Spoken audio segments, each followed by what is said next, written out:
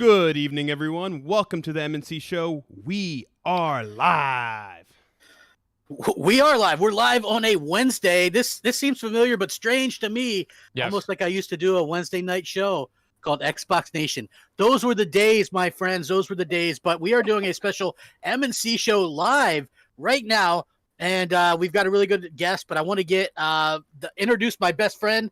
I know that sounds lame because we never actually met each other, but we are, man. We're both Italian, so screw it. My buddy Mooch, what's going on, man? What's up, Crap? Great to have just an outstanding Wednesday night special tonight. I'm really looking forward to it. I mean, let's just be honest here. This is fascinating. To have David Jaffe on the show tonight is absolutely fascinating, and we'll get into some of the work that he's done, and we'll get into just some of the unbelievable questions that some people won't ask Jaffe this question. I think we're going to ask him some questions, and we're going to get a good rouse out of him. And I think that he's going to kind of maybe give us some questions back, which would be great. Yeah. But you know what? Listen, great show. Nova, shout out to Nova for putting this together. Thank you so much to Insomniacs, Nova. Outstanding work. And Crap, thank you. With no further ado, please, the guest of honor. Absolutely. You guys probably know him. Created such games as, God of War, Twisted Metal, and, we don't want to forget Drawn to Death. I know that's probably a little bit of a sore subject, but I will point out that me and Mooch streamed that day one when it released and actually had good time with it. We did. So we did. You can call him David. You can call him Jaffe. Just don't call him Dave. No. What's up, Jaffe? How you doing, man? Welcome to the show. Well, I appreciate it. You know what? I'm doing something I don't even know about it. I'm doing the whole goddamn thing live on Twitter right now. So if you go to my Twitter, I came in here and I said, hey, are we going to be on the videotape? And they said, no, we don't do the videotape. We're too ugly. And I said, well, I don't mind that, but I'm going to do the whole goddamn show, and I'm going to do it on Twitter. So what I'm doing right now is I'm doing your show, and people are watching on the goddamn Twitter feed. I'm doing good. And unless you guys bore me, I'm doing the whole goddamn show as this character. Yeah, that's great. That's great to know. That's good to know. Well, you left some fascinating things out though. You got to look at the work that Jaffe's done here. I've got a list here. This is unbelievable. Twisted Metal 2. Okay, he's got God of War, and it's funny. People might look over this. I was a kid back then. I played this game, and I want to know, Jaffe, what was the involvement you had on Mickey Mania? I'm not even kidding with you. That was a good game, and a lot of these games go under the radar, and people don't talk about them. That's a hell of a game, and I'll tell you, your portfolio is unbelievable here. I went through and read about this stuff that you've done, and this is, people always keep saying what? Twisted Metal, God of War. He's got a bunch of games here. You goddamn right. Been working since 1993 that I've got here on print. It's probably way before that. No, but I started as a tester at the Sony location in 1992 is when I did it, and I did the Mickey Mania with the Traveler's Tales fellas. And after that, it was upward and onward, if you know what I mean. Absolutely. This is unbelievable work. This is great. No, it's great to have you here. Now, Crap, we were talking about this behind the scenes. Having Jaffe on the show tonight is very exciting, and I'll tell you why. I'm goddamn David Jaffe.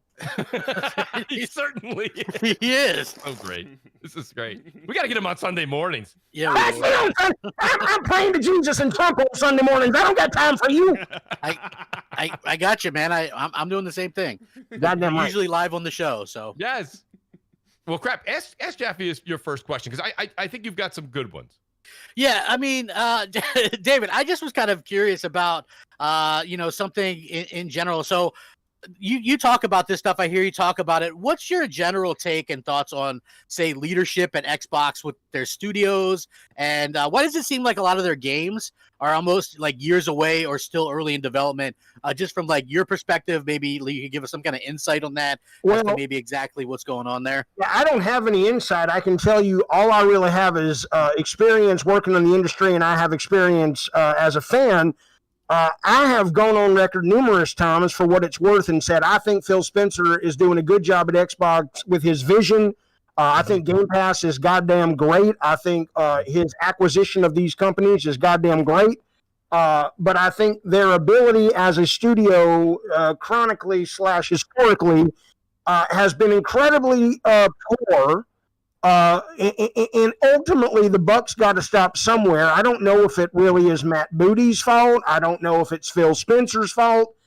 Maybe it's his boss's fault. There's all kinds of things that when you work for a company, you're not privy to the data. But ultimately, he is the head of Xbox, and there is something rotten in the goddamn Denmark, and it's basically the lack of games. You don't launch a goddamn piece of hardware, brand new X and S series without games, and then you don't make sure the only game you got in the launch window, which is the medium, which is from a relatively hit and miss team. When they're on, they're on. When they're off, they're off. But ultimately, you don't do that unless you make sure that even though that's not first party or even second party, you needed to put some resources in the goddamn medium to make sure people were talking. So end of the day, I can't tell you who you're going to blame, but I can tell you that the buck stops with Phil Spencer, and Phil Spencer is home, but the lights ain't on, if you know what I mean. So my prediction, I'm going to give him a year. In a year, he's going to be out of that chair. At the start of this year, there were two people I knew were going to lose their jobs. One was Coach Gus Malzahn from Auburn football in Alabama, and the other is Philip Spencer. Now, I think Phil Spencer is still going to work at Xbox. I think he's an incredibly great executive and a great valuable tool. He is not the man to be running product development or managing the man, Matt Booty, who runs product development. That's what I think. Yeah, and it's interesting that you kind of bring that up, though, Jaffe, because that was one of the questions that I had. We can kind of parlay on that. One of the things I was thinking was, here you have a console that came out November 2020, and you can see that it went as far as the branding on the box. The back of the box has Halo Infinite all over it. Oh, I got it right over. I agree. It sure does. It says, like, play your dreams or some such shit, and there's big old Master Chief right there. Right, it's power your dreams, and that's the thing. So you have this going all the way from July, the July showing, and even after the July showing that they had, which was virtually their E3, they said everything was fine, everything is looking great, there's no problems. This is the game that we intended to ship, and then after the backlash, then you saw the dominoes kind of fall down, and I said, now wait a second, what's going on here? And that was my question. And I mean, ultimately, yes, okay, whether you're talking military or you're talking just structure in a company. You do. It's the captain of the ship that usually takes the hit. But realistically, you do have the heads of the development studios, right? You have all sorts of issues that were reported at 343 that were internal problems and things that were going on with a lot of the work that was outsourced, not communicating with the people that are the internal folks at 343. And then that showing, like I said, at E3 that they said everything was fine. I found that to be quite interesting, and nobody really talks about it outside of probably, a few folks. And I find that very, very interesting. I thought that we would have seen something from the news and media that would say, what's actually going on? Kind of dig a little bit deeper and see what's happening over there at 343. I keep meaning to do a, and again, the meds are kicking in, so that's why I'm back. I keep meaning. What happened was you actually asked a good fucking question. Now I'm engaged. Before I had to make my own entertainment. You guys know what prep is, right? Show prep. You heard of that? Anyway, So what I was saying though is, no, joking aside, I'm inches from making a video pleading with little Jason Schreier and saying, look, man, people have issues with Schreier. I have issues with Schreier, but the guy is a genuinely interesting investigative journalist. Yeah. And I'm just like, look, man, all this stuff you're reporting on is great, but you know what? I think a lot of gamers want to know what is happening at Microsoft, right? I mean, and I don't mean that like I'm not a fanboy. I'm a game fanboy. Like I am super. Ask me, hey Mooch. Yes. Ask me what I'm excited about most. The game coming out in March. Go ahead and ask me, Mooch. Go ahead. What would be the most anticipated game you're expecting for March? It is a game, my dear friend Mooch, called Circus Convoy, which is the game from David Crane of Pitfall, Atari 2600 fame, and Gary Kitchen from Activision fame. Those guys are literally making a retro company, and they are going to start making games. Their first one ships in March 22nd for the Atari 2600. Okay, so I am a fan of the medium. I don't give a fuck if it's Xbox or PlayStation. I'm a goddamn grown-ass motherfucking man. I don't give a fuck. Okay, so what I'm saying to you is that, yes, I want to know, not because I'm like, yeah, take it, Phil Spencer, you shitty fucker. I don't give a shit about that. I'm just going, this is a fascinating story. You've got this company, one of the wealthiest companies in the world, the wealthiest, depending on the day of where the stock market is on the goddamn planet. And these motherfuckers don't seem capable of creating product development that is meaningful, competitive, consistent. And the funny part about it is I understand development is hard. It is incredibly hard. But these guys have the resources to go out and hire from other first-party companies they could poach from third-party companies they could poach from. The experience is out there. What are they doing? I want to read that story, man. So, okay, a follow-up question, and I apologize, Crap, but let me just ask one. It really piggybacks what David just said. This is interesting. Is that why we're seeing possibly some of the turmoil, or not turmoil, pardon me, the paperwork that may have gone back and forth with having ZeniMax remain independent and be Vault, and that it seems like Xbox Game Studios is going to have hands off of this entire purchase? They're going to be able to run independently. No, there's zero way to really know what is real about that and what is lip service. I mean, how many times have we heard, hey, we're EA, we're going to let Mass Effect or whatever they're called, BioWare, keep their culture? Well, no, you're not. There are a couple of companies that do that. Sony historically has been pretty fucking good when it comes to being, Naughty Dog for the most part is still Naughty Dog. Insomniac so far looks like they're still Insomniac. But ultimately, just because an executive comes out and tells you something doesn't mean shit. He wants you to think that because he knows the concern at a PR level is, we dropped the ball a lot on product development. We want people to be excited about this Bethesda purchase. So I'm not saying what they're saying is a lie. I'm saying that I'll believe it when I see it, and I'm not inclined not to believe it, but I'm very much inclined to take what an executive says publicly about how they're going to be running their business at only face value or not at face value. To be skeptical about it. Okay. You guys all right? Yeah. No, that was something something actually fell on me, but I'm okay. Well, Jaffe, I wanted to kind of tell you something because I've been following you for a long time. I probably, I'm a big fan of God of War and obviously Twisted Metal and those type of things. But flat out, I was a huge Xbox fan for the longest time. Right? Like I have more, I had PlayStations, but I don't think it was up until probably 2018. I started to notice and play more PlayStation 4 at that time and noticed a big quality difference between PlayStation exclusives and a lot of the stuff that Xbox was put out the door. I was an Xbox, pretty much basically an Xbox YouTuber since the beginning, right? Like I thought they launched pretty well. I know there was a lot of feedback and hate on the Xbox One back in 2013. But I cared about the games, They launched with Forza 5, Killer Instinct, Rise Son of Rome, Dead Rising 3. 3 months later, they come out with Titanfall. Then a few months later after that, Sunset Overdrive, Master Chief Collection, Forza Horizon 2. Like they had a really good slate of games that first year. And so I'm like loving this stuff, right? On the PlayStation side, Knack and Killzone, like I wasn't really interested. As it starts to go on a little bit long, I keep buying into what Phil Spencer's selling because he looks like a nice guy. He's up there with the jacket with the gaming logo on it, right? You want to believe the guy. So I'm up here doing my channel, spewing this stuff to people, trying to tell them why they should get Xbox and this kind of stuff. Then around 2018, Microsoft hasn't announced anything like new AAA wise in years at that point. I played God of War 2018. I followed that with Detroit, which I loved. Followed that with Spider-Man, phenomenal. On the Xbox side, it was State of Decay 2. First time I booted that up, me and Mooch got stuck in the wall, right? Like, I mean, we just started to notice there's this huge difference. And I'm like, okay, so I started looking into it. Like Microsoft, their last new AAA IP announcement was 2015, Sea of Thieves. After that, even to date, their next one was only Avowed.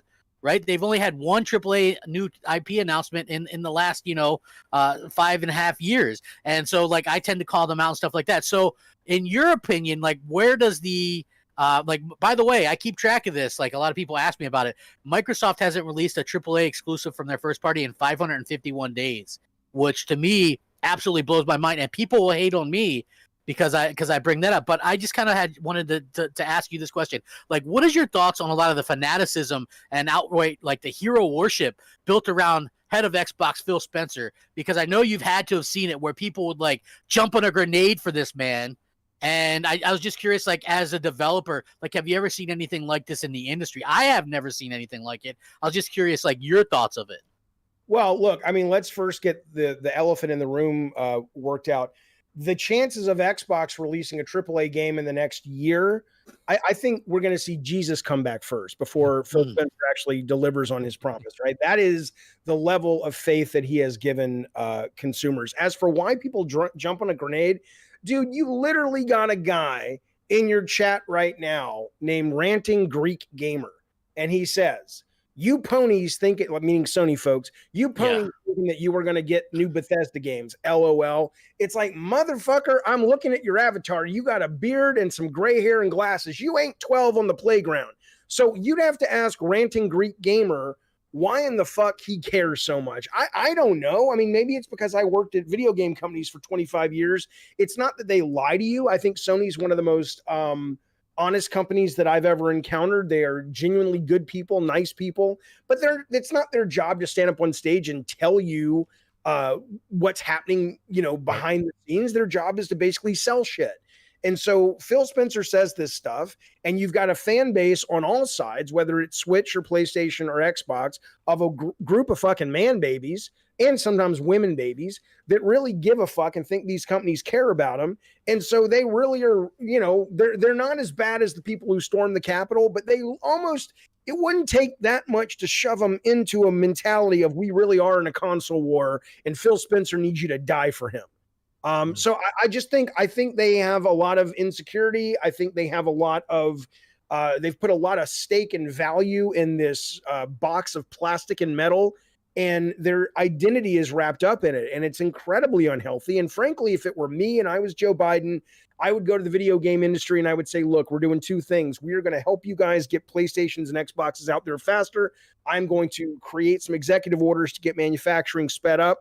But in exchange for that, you need to include a bottle of Zoloft or at least free 12 sessions to a goddamn therapist in every piece of hardware you sell, because these motherfuckers are crazy. Hey, I appreciate the candid answer. It's like, listen, I've seen people and after Phil Spencer tweets, they'll say something like, "I wish you were my dad," or "I love you better than my dad." Serious, just the most, some of the things that I've seen people say have been just the most unbelievable thing, and they're 100% serious. You cannot say anything negative about this man without people freaking out on you. I think he's probably a good guy, right? But there's just all these people are good guys. They're just people. There's a couple people I've met in the industry that are pieces of shit, but the vast majority of them, I mean, it's got to be hard right now. Who's the biggest piece of shit you've met? He was a producer. I'm not going to give you his name, but his last job was in Amazon Game Studios. He was just absolutely a slimy used car salesman that was able to pitch really well, and he was able to stay afloat in the industry as well as the movie industry for a very long time. I was working with him on one of the first things I did. I have friends who've worked with him since. And the thing that makes it the worst is he's really good looking, so all the girls like him. It drives me batshit. I hate this guy. It doesn't matter, though. The point is, I'm stunned people want Phil Spencer to be their dad, but it is very hard to make games. Phil Spencer's job right now and Jim Ryan's job has to be incredibly difficult.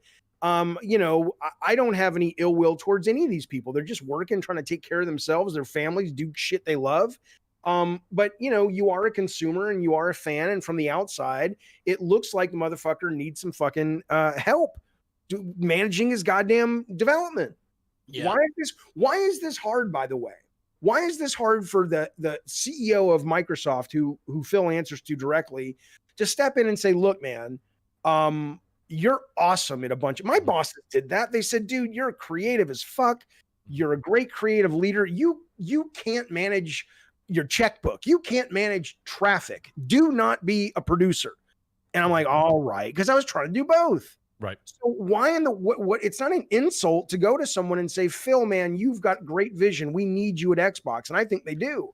But you're not going to be good at everything. I mean, he's not good at managing. I'm not good at producing. It's clear. Nova can't produce a fucking podcast. I was supposed to be on this thing Sunday at 9:00 at night. And I get woken up like, where's Jaffe? The sky's falling. I'm like, wake up Jaffe. I'm like, get Jaffe. You put 9 p.m. on your fucking email. I don't know if you're like in Australia where the fucking, faucet's going backwards and some such Jaffe, shit. I did say morning show, though, in the same sentence. He followed it up with 9 p.m. I took the last 9 p.m. Pacific is midnight Eastern. So. Let me ask you a question. Let me ask you a question, Nova. What do you think I'm more apt to do? If someone comes to me and gives me the wrong time, but I've never worked with the guy, I'm apt to just say, fuck it, they have a late night show. Or do you really think I want to be on the show of somebody who has a morning show that runs at 9 p.m.? No. It's a great, you've been on my show, double-edged sword there. Good point, Jaffe. That's good. That's very good. Nova graduated from the Phil Spencer School of Management is what I did. I did. All right, nobody. He does a pretty good job, man. It's great. Yeah, he did, because we were like, hey man, can you schedule it? And he's like, yeah, it was a little miscommunication, but Wednesday night works better for everybody anyway. So it ended up. I'm just fucking with being Nova. Oh, he knows. He told us. He goes, watch out, man. Jaffe will go off the board a little bit, man. You gotta be careful. So you're goddamn right, I will. We're like, hey, that's perfect. Which I think is right. But yeah, go ahead, Mooch. Well, I have a question. Just to kind of just change lanes here for a second. So, one of the other things that's out there, and I know, Jeff, you've talked about it. If not, you've definitely seen it all over Twitter. Is PlayStation? Some of PlayStation's games are going to PC, but they're going to PC 2-3 years later. I've been on record saying that Sony's got the menu, okay, where they have their own executive chef, being their own developers, okay. You want to buy that dish, you've got to go to their restaurant. They know that. They can double dip. So everyone sees that Death Stranding, then they see Horizon, then they see, the latest game there in Days Gone, and they say, well, clearly Sony's following Microsoft's footsteps. And I said, am I the only one that has the Ovaltine decoder ring? I'm not seeing this. That's not the message I got. I see it differently, right? And I mean, what's your take when you see this kind of discussion going on social media? Well, which discussion? If you're saying the discussion of, oh my God, look at that, Impatient Fire has these hot lady avatars. Somebody told me last night, she said, you shouldn't comment on people's looks. I'm like, I wasn't being mean. I was just like, oh, she's really, it doesn't matter. The point is that it depends what you're talking about, right? If you're talking about the idea that Phil Spencer, if you're basically saying the Xbox community is saying, oh, PlayStation, ha ha ha, you're copying Xbox. My answer is, yeah, who gives a shit? We all stand on the shoulders of each other and grow and get better. I mean, that's what you want to have happen. Let's put it this way. Only a fool. I mean, one of the greatest, I always gave this answer in the press and nobody really seemed to appreciate it, but it was true. And it proves out true all the time. It just wasn't very sexy, but it was true, which is they would say, okay, it's PS3 era, Xbox 360 era. What do you think the biggest technical jump is going to be? And I'm like, it's XBLA. It's the fact that they have totally disrupted, along with what was happening over at Steam, but the console retail model, which is going to allow new designs, new price points, new developers to rise up to create things that no longer have to fit in a $60 box at the Walmart, right? And so the idea of, if these people out there that you're talking about are literally following in the footsteps of Microsoft, so what? But if you're talking about the social media, my point is, I don't think they really are. And I'm talking about more of just from the business standpoint. I think that Sony is saying, listen, we can double dip and we can make money on PC, but we'll make money on PC after we've made it dedicated on our hardware and console. Now, will that be the case forever? Probably not. They may do a day and date thing down the road. I can't speak in absolutes, but right now I don't see Sony doing the day. I was alluding more to the day and date that everyone thinks is going to happen because Sony games are showing up on PC. My answer honestly is, who gives a shit? Right? Yeah. I mean, that's my answer. My answer is I pray at the altar of video games, right? I am obsessed right now. I finally got into The Last of Us 2. I am playing this super fucking weird ass quirky game called Blue Fire over on PC. I'm playing, I just started Dirt 5 on my Xbox. I love the video games. I don't really care about anything else. And so if Sony says, look, we've run the numbers and we're going to make more money, which we can then pump back into more AAA games, what do I care if they're on PC and PS5 day one? What the fuck? Who gives a shit? Are you playing the game, or is the game you're playing NeoGAF? And the game is, I'm going to go into NeoGAF and get, kudos from anybody who gives a shit. Who cares? So I don't really understand the argument. But if you're asking me business-wise, I mean, these aren't dumb people at Xbox or Microsoft. They must run the fucking numbers and go, okay, well, we have found what we think is an algorithm that we're willing to trust and throw our weight behind that says release day one on hardware. That's good for hardware and good for software. And then this is the sweet spot magic window that when we go to PC, depending on, let's say, the game, we know that, yes, we're going to lose some console sales, but we're going to more than make up for that in what we gain from PC, which can then funnel back into financial wise into brand new content for the entire ecosystem. This is not hard. Right. The only thing, we don't know things yet. We don't know where all of Bethesda's games are going to end up. It doesn't really matter. It doesn't really fucking matter. Ultimately, if you want to play Bethesda's games, people thought I was being classist the other day when I basically said, look, if you want to play Bethesda's games, some of them are going to end up only on Xbox. Buy an Xbox, go to your friend's house who has an Xbox, or save up for an Xbox. Well, I mean, Jaffe. I was a fucking kid. I had an Atari. I couldn't afford an Intellivision. So I played in television at my friend's house. What's the big fucking deal? Exactly. But the one thing that a lot of people don't ask you, you are a developer. You've developed games. Is there a truth? Is there a truth to the matter of saying, okay, David, you're back over at Sony, and I say to you, listen, I want you to make this game for us. Yeah. And by the way, while you're making it for the PS5, I need you to make it for mobile. I need you to make it for PC. Just make it for everything. And you go, oh, okay, fine. Is it better to ask it? And I'm asking the question. I don't know. Is it better to ask a developer to put dedicated time, effort, and money and his team onto working specifically on one piece of hardware, and then once that launches, wait 12 months, 18, like you said, who cares? 6 months, I don't care. 6 days after it launches, and then take that dedicated development team and have them put it on PC, etc., etc. Or is it doesn't matter, Mooch, we could do this. I could put it on 18 different devices day one, snap of a finger. Which, as a developer now, would you prefer to be handed? What kind of scenario if you had to be at basically a fork in the road?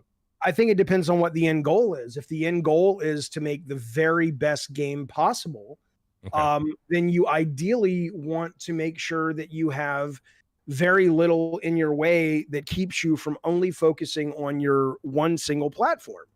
If your goal is to make a great game, but also to make as much money as possible, you want to have that all over the place, which means that if you know going in at the beginning what your goal is, you can say, all right, guys, this is a game that has to launch day one worldwide on 8 systems.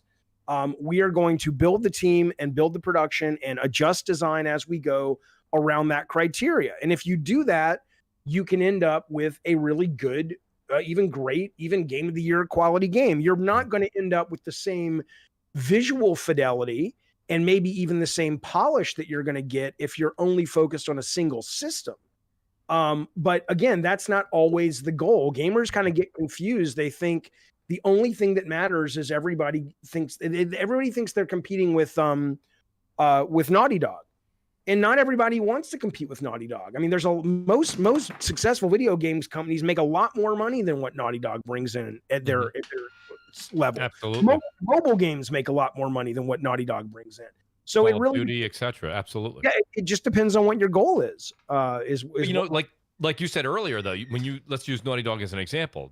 They want to make, like you said, everybody wants to make money. So if more money is the end goal for any corporation, which I'm going to stand behind you and say absolutely. Yeah. Then why not have, and it's great that you're enjoying The Last of Us 2. Why not have The Last of Us 2 just launch everywhere day one? We know it's going to make more money that way, right? I mean, that's just plain obvious. That's 1 + 1 = 2. That's not difficult. No, so why do this? Because it's not 1 + 1 = 2. It can be, but there is an argument. There's a long game argument that can be made that says, if we are able to spend the money only launching it on the PS5 or the PS4 or whatever it's on, we benefit because we're first party financially, not just from having a long-term public relations win that when PS5, 6, 7, 8 goes on sale, people go, oh, that's the console with the Naughty Dog games. So there's a huge value in communicating to the customer over the long goal of building that brand awareness and brand loyalty when it comes to Naughty Dog makes some of the best games of that type in the business. There's also the monetary issue of if you can sell more consoles because of that goodwill and because of that one game that to play that might look better if they focus on one system, all the money that rolls into Sony that has nothing to do with Naughty Dog, other than the fact that Naughty Dog helped them get more hardware in people's homes, which means Sony makes money off every game that's ever sold for PlayStation 5 and 4 and what have you, even if they didn't make it, because they get a licensing fee. So ultimately, it's not 1 + 1 = 2. Every company is different at any given day, and depending on what the title is. So I could see that's why Microsoft could be sitting back and listening to a bunch of people going, they're acting like we've made a decision. But the one thing I've heard consistently from Microsoft since they bought Bethesda or announced they were buying Bethesda is that, we're taking this on a case-by-case basis in terms of what games go where. I don't know, but I don't think that's lip service. I don't think that's a lie. I think ultimately you look at something and go, Harvey Smith at Arcane has a brand new idea. There is financial value and PR value, which ultimately translates potentially into long-term financial value in making that one exclusive, because it lets us put a feather in the cap to compete directly with God of War, for example.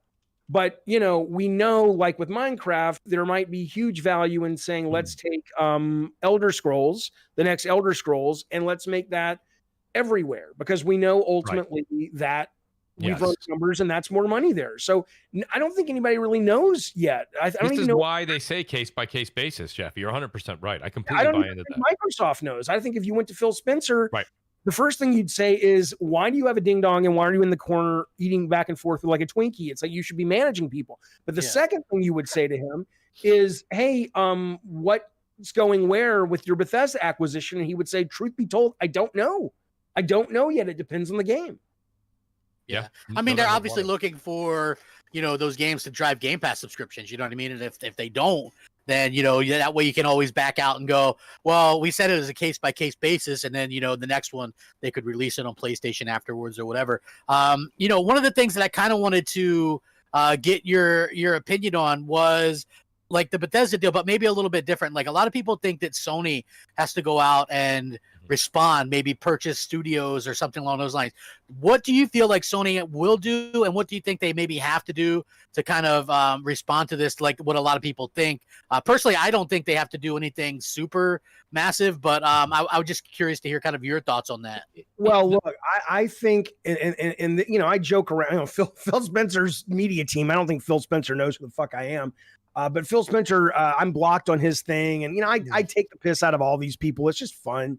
But ultimately, they really are in a precarious position because they are, what they have laid out is industry changing.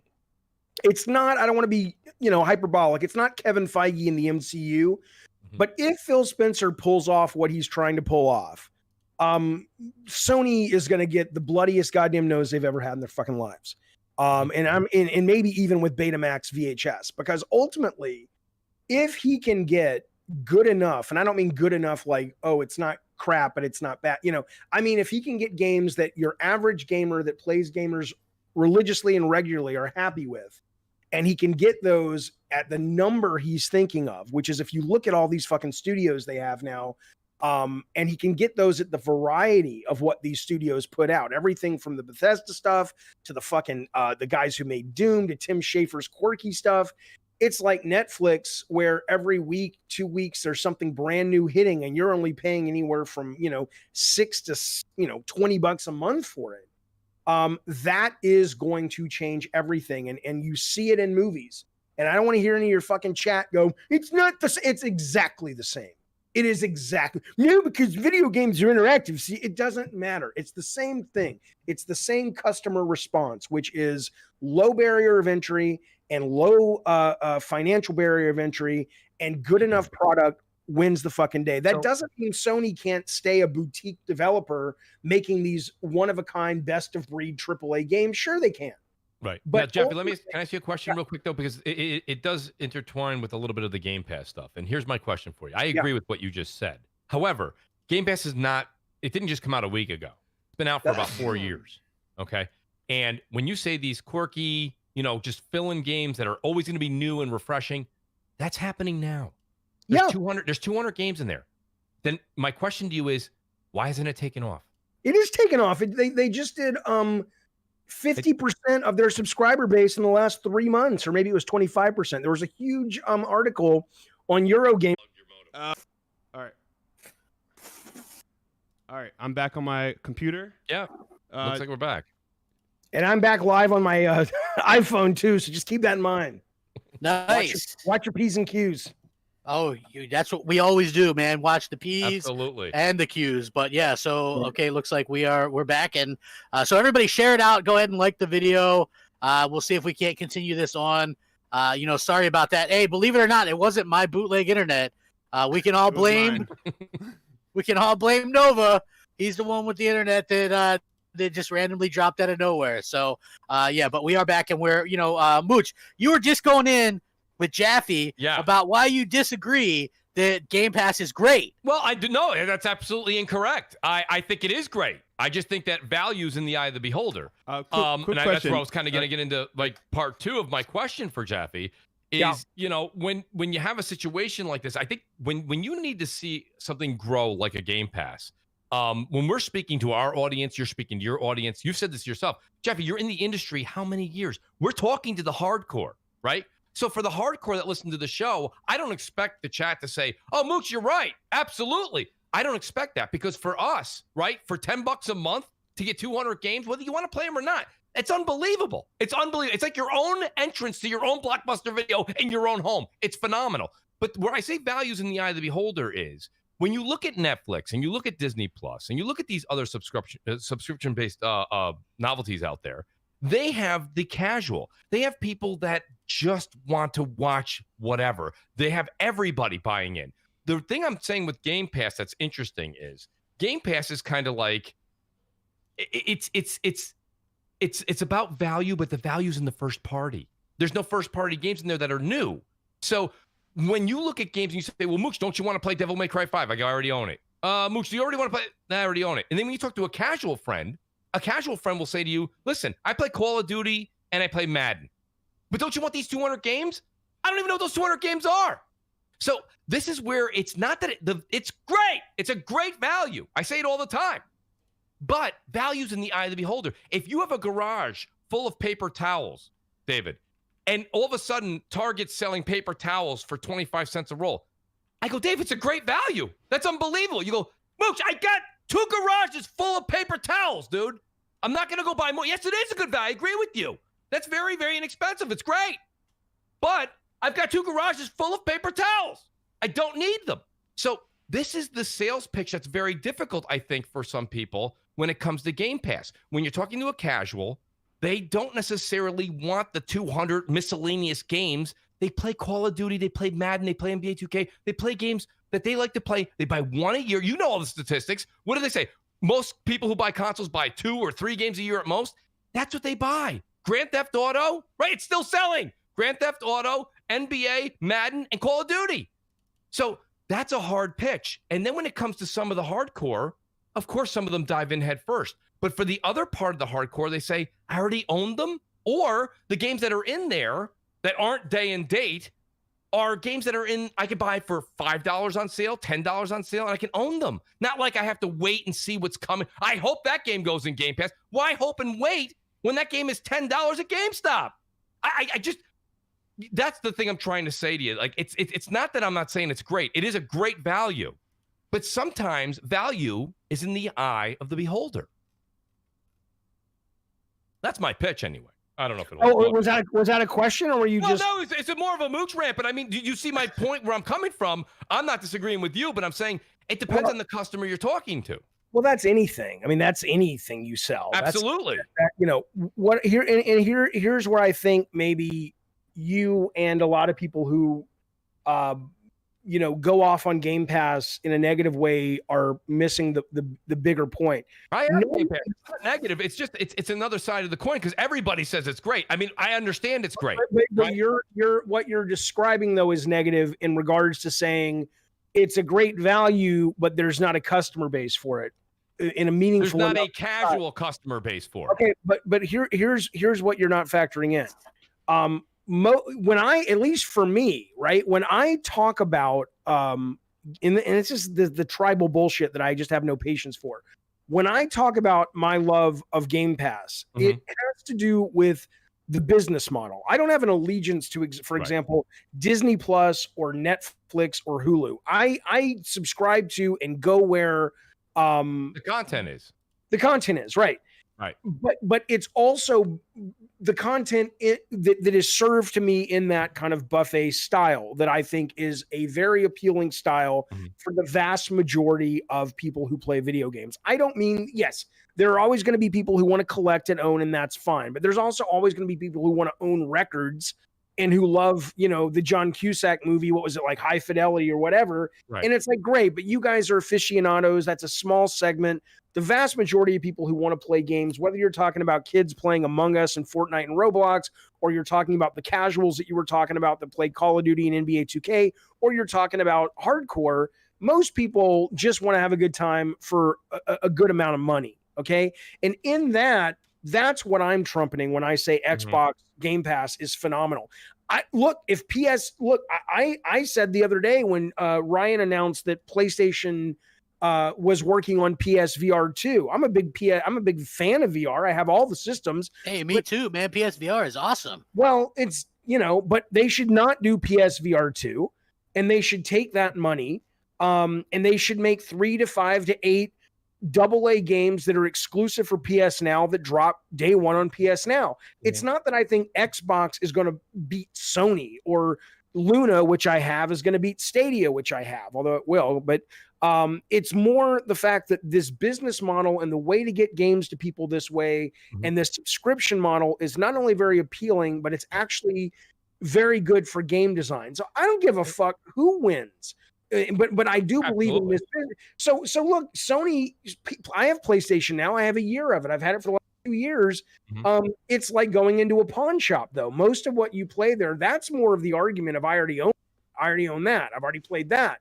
But if you go on to Game Pass, there are a lot of day one drops of indie games, and there are day one drops of some third party bigger games, and obviously all the first party games. So, David, you have A Plague's Tale. I have the list right here. A Way Out. I'm not going to read them all. Ace Combat, Alan Wake, Anthem, Ark, all the Banjo-Kazooies, Batman, Battlefield, Battlefield 3, Battlefield 4, Battlefield Bad Company, Battlefield 1, Battlefield Hardline, Battlefield 5, Battletoads, Beholder, Bejeweled, Bejeweled 3, Black Desert, Blair Witch, Bleeding Edge, Bloodstained, Portal, Brutal Legend. No, I'm sorry. But my point is all those games, when you talk about old and novelty, I mean, that's the thing. People talk about Game Pass and what it is and what it stands for. And once those 23 studios get going and get cooking, now we're talking. Well, but people are talking every day about how amazing it is. And I have it. And I'm sitting there and I'm like, Jaffe, when was the last time you played Bejeweled? When was the last time you got on the Bleeding Edge? Black Desert, Beholder. Like, you're not, you know what I mean? I mean, that I'm just, it is what it is. I'm just trying to make a point. But your point is not landing. I mean, actual gamer want to play that for $9.99 or $15 a month? Okay, so this it's easy for you to go in and name the backlog. I could also say Monster Train, Call of the Sea, Wasteland 3 was a day one drop. Streets of Rage 4 was a day one drop. Ori and the Will of the Wisp was a day one goddamn drop, and on and on and on. And Absolutely. So the idea that there aren't great games there, Dirt 5 is on there now. But again, those games that me and you are both yelling out, and I agree with you, by the way, because again, I'm more in the hardcore camp, right? I play the games. I'll play those games. Yep. But a friend of mine that plays just NBA and just plays Call of Duty, he has no interest in any of those games we're talking about. And again, it's a small census I'm using, but I'm saying that. What are you arguing? Are you arguing? I'm saying in order for anything streaming service to become magnificently large and successful, I'm talking company-wise, business-wise. This isn't about my opinion. My opinion doesn't matter. What I'm trying to say to you is, you have Disney Plus comes out, and what is Disney Plus? They're over 200 million subscribers. Netflix over 200 million subscribers. When something is good and the service is great, this has been out for 4 years, and we're talking about 18 million. Okay, what I'm saying to you is that this is the issue here. When something is outstanding, the masses will flock to it. We all do, right? So Hulu, right? There's all these different subscriptions out there. 18 million after 4 years, and Bejeweled, and even Will of the Wisps. That's not going to get random guy who buys console to pick that up necessarily. Or they'll try it. They'll try it for a month, and then they're going to see that list that me and you just read off, and they're going to go, none of these really fit. Like, you have to look at the games that sell religiously. That's where the casual market is. I'm just talking from a business level. This isn't my opinion. Yeah, but I think the problem is you have a very specific scenario in which these are the players that you are saying have to come to a service like this in order to equal success in your mind. I saw that article that you saw, right? 50 million is what they're calling a massive, I think Microsoft internally would call a massive success. But that 50 million would have to be paying, right? Because Jaffe, I got to be honest, like me and Mooch, and we aren't the only ones that this happened to. So I had Xbox Live Gold paid up through almost 2023, and they said pay $1 one time and convert all that gold into Ultimate. So that's what me and Mooch both did, and a lot of other people as well. So literally, I haven't paid into that at all. You know what I'm saying? So I'm a member almost till 2023, and I haven't paid a dime past that $1. So like a lot of people are in that kind of situation as well. So if they're saying it might take 50 million, like how are people going to react? Like right now, they might be okay with paying $15, but you know, if some of this talk of getting more content is true, how would they feel about paying $20? Or you know what I'm saying? Like that could it's gonna go up. I mean, everything Netflix went up. Everything's going up. But also, Jaffe, I wanted to ask you: do you see Sony as having to do day and date stuff because they've been kind of adamant that their games, their big budget games, need like a big budget release to make their money back, rather than like do it. They don't have the money that Microsoft does. Like Microsoft isn't really making per Aaron Greenberg of Microsoft. They're not really making a ton off of Game Pass right now. I don't think Sony would be willing to take the hits to try to build up 50 million, 75 million subscribers, meanwhile losing money on their big games that they release. Because let's be honest, if you release The Last of Us 2 and it sells 10 million in the first 5 months, that's probably not selling anywhere near that if it's available day and date in your subscription service. Yeah, I don't mean to say this in a dickish way. I don't think you guys are currently nuanced enough to have this conversation and have it matter. But because no, we're not. But I mean, it's a talk. I mean, we're not part of the industry. Yeah, I don't mean you. I mean, you're not thinking. So, the games that make the most money are not NBA and Call of Duty, right? They're mobile games. They're Roblox. They're Minecraft. At the time, they were Guitar Hero. Which is not to say those other games I just cited don't, they are GTA 5 online. The idea that if it's not covered on NeoGAF or it's not covered on IGN, it doesn't exist is a real bad echo chamber that a lot of hardcore gamers get lost in, because there is a huge incentive to develop for audiences that don't call themselves fans that don't even know who Jeff Keighley is and don't watch the Game Awards and whatnot. Right? Yeah. I understand that. Hang on. So what I'm saying is, if you are Xbox or you are PlayStation Now or you are Luna, okay, the idea of saying we are going to try to put together a slate, it's almost like you guys are arguing against the business model of Netflix and Amazon and Disney Plus by arguing about the content. And I'm going, the content is going to obviously determine who the winner is. But right now, it's too early, even unless, like I said, that's why I think Phil Spencer needs somebody in there to work with him to manage this shit. Because if he is able to pull off in a year or whatever, I can't believe we're back to saying, let's wait on Microsoft, but there you go. If they are able to pull off these big AAA games, and then these quirky games, and then these mainstream multiplayer games, and then a Minecraft game, and all this that's only on Game Pass, that's coming out frequently, that is a big deal proposition. And if you walk into a store in 2 years and let's say Doom 3 or Eternal 2 or whatever the fuck they call it, they say, yes, that's going to be on PlayStation and that'll be on Switch too. Not a problem. That'll be $70, please. Oh, it's also on Xbox Game Pass. That'll cost you $20 a month. Not only do you get that, but you get all these other games, including Elder Scroll, whatever the fucking thing is called. Skyrim 2. I know. Skyrim 2 is coming out in a year. And we got this really cool game coming out in 3 months.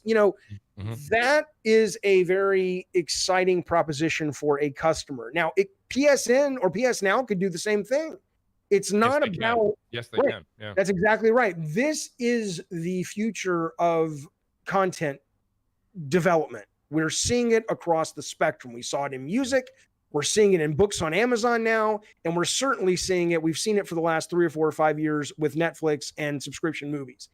I'm not going to sit here and act like anyone has given a valid reason why subscription-based gaming, not streaming, although that's a different conversation, is not the future, because no one has offered any reason to think anything but. But yeah, if you want to say, is Xbox best positioned to make Game Pass the Netflix versus PSN or PlayStation Now, I think that's up in the air right now. I think everything Phil Spencer is saying sounds amazing, but the proof is in the pudding, and the man hadn't delivered pudding, and the man hadn't delivered pudding in about 500 plus days, according to you guys. What do you think? 551 days. Yeah, there you go. Well, listen though, like the main thing that I want to say is I think that with Game Pass, they're a little bit in better position just because they're with PlayStation Now, that started off as strictly a streaming service. Yeah. And then later they gave you the ability to download stuff. People I know of to today, they don't realize that you can download all the PS4 games and stuff. Like, yeah, that's an easy fix. I mean, that's just marketing, PR. People still are getting, subscription services mixed up with streaming services. Yeah. They both are both. PlayStation Now offers both streaming and download, and so does Game Pass. They offer xCloud and downloads and stuff like that. So it's what most people are talking about when they talk about the value of is the actual subscription aspect of it, not the streaming aspect of it. Yeah. Well, hey David, I wanted to ask you something. Do you miss watching big shows like E3 and stuff like that? Has that been a bit of a hamper to you personally, or disappointment or something along those lines? Because I got to be honest, man, for me, I never thought, at first I was like, I probably won't miss E3.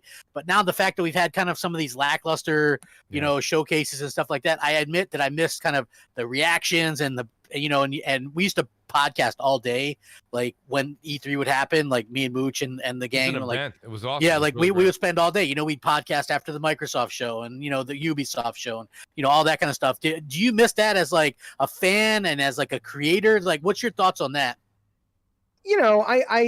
I don't think I am available to have a useful opinion, because I was at the first E3. I've been there as a developer and as a presence, depending on what they needed me for, whether it's E3, PSX, PAX, GDC, any of these fucking things. And ultimately, they're exhausting. They're tiring. They've gotten worse. E3 as a show has gotten progressively worse in regards to. It used to be, and I've talked about this before, it used to be that, you'd walk the floor every day, and every booth you entered, there were new things to discover. It was like waking up on Christmas morning and opening presents and go, shit, what the fuck is, Beautiful Joe? What the fuck is that? Oh, this is great. That was the experience. Now it's like every booth has 5 or 6 things, and most of them are videos, and most of them you got to wait in line for. That you can go home and watch on YouTube 10 minutes later. And so ultimately, I have really gotten the part of E3 and PAX that I love from the Steam festivals. The Steam festivals literally will give you hundreds of demos, games you've never heard of, and you're discovering some of your new favorites. I wish consoles could do that, but there's such a walled garden aspect to it that it becomes really, really difficult. But in terms of just the circus of it, I don't know, maybe it's because I'm almost 50 fucking years old, but I just don't miss it. I lived it for so long as somebody on the floor, that what I love is, I love this, that we can connect virtually all over the fucking world, that we can all watch the Sony State of Play. I mean, even though it wasn't great, it wasn't bad. I didn't hate it like a lot of people, but it wasn't like everybody was expecting the world to drop. And it was like, well, no, it wasn't that. But ultimately, I like these kind of, hey, we're streaming King Kong versus Godzilla, and you can watch it with your community. I like that it's like, this is the new Nintendo Direct, and you can watch it with people on YouTube and talk about it in real time. I think there's something more fun and intimate about that frankly. But I mean, you know, I get why people who may not be in the industry or had been in the industry when I was would miss it, because it was from afar and for a while in reality like the goddamn greatest show on earth. Right. Was like, I mean, we would go down 1 or 2 days before it opened because we had exhibitor badges, and we would just walk the floor all day. And our bosses were like, "Aren't you coming back to work? E3 doesn't start for a day." And we're like, "This is amazing. Did you know Konami has a game called Lollipop Chainsaw?" I mean, you would just see everything. Yes. Hang on. Yeah, baby. It's awesome kind of hearing your take on that kind of stuff. What's it been like? Hang on one sec, guys. Hang on. Okay. No, well, you know what's funny too, Crap. What I was going to say to you was, and it's interesting because I see where Jaffe's coming from, especially from the professional end. Go ahead. And David, you're back? Yep. Okay, so I was going to comment. I said, you know, it's interesting hearing your end of it from the professional side. I can see, and I remember a bunch of people that formerly used to work at IGN that broke off onto their own channels. They said how grueling and just unbelievable amount of work, intense and pressure, and the demand for E3. They're kind of relieved in one way. They were saying it on a professional level like you were. However, to add to Crap's question, though,